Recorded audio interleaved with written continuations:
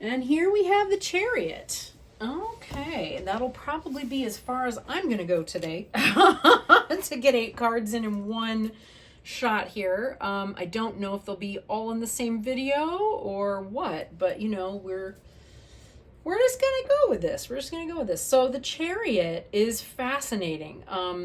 The way that this has been kind of pulled together and described. This is Virochana again. Now, where did we see Virochana before? He is also the Fool, and interestingly, he's white, but his clothing is not, which is, again, just a very interesting choice. But I think visually speaking, probably the playwright, the author and artist was kind of going to struggle with that a little bit. So just by making the face and body and hands and everything very white, that kind of solved that. That said, you know, here we get the more primordial form of Virochana. So here he is sort of as a white, solid white light. They say in Buddhism, that when we die, the white light that we see is Virochana. Now, isn't that interesting? So in every culture, of the world, we have some version of that feels familiar and right.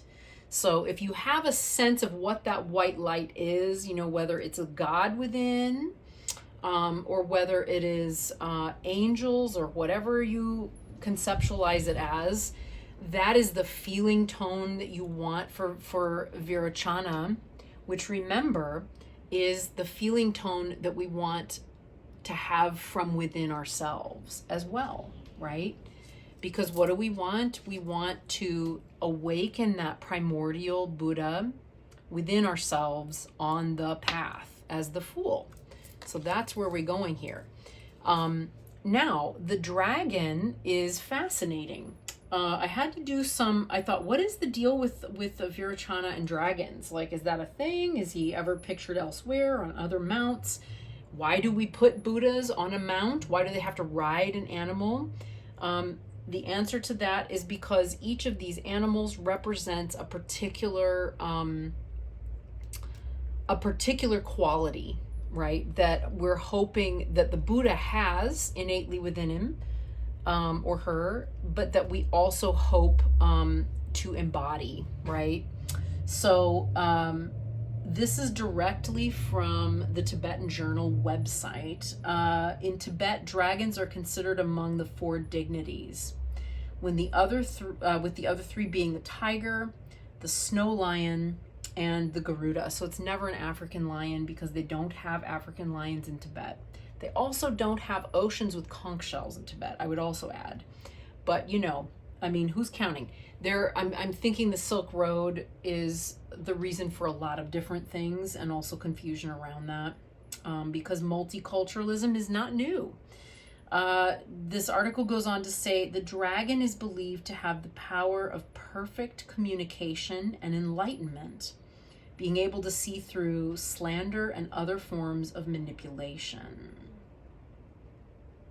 Nice. So what a wonderful representation.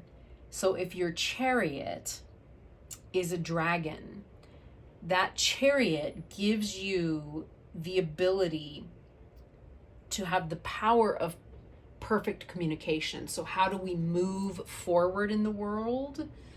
Right, on the path with the chariot, we're moving forward by uniting our thoughts, our intentions, and our actions through speech, right? Sometimes enlightened action comes through speech. Sometimes enlightened speech is literally just breath, right? Depending on which text it is and so forth. But it's the 7-pointed awareness of Virochana. So his enlightened speech and his enlightened action come together through the word, and the dragon is carrying that as a vehicle, right? So we get through everything with perfect communication, with enlightened and informed communication, and therefore enlightened and informed action. that helps us to see things very clearly. So that is what that's the skillful means or the method of being able to move forward in the world.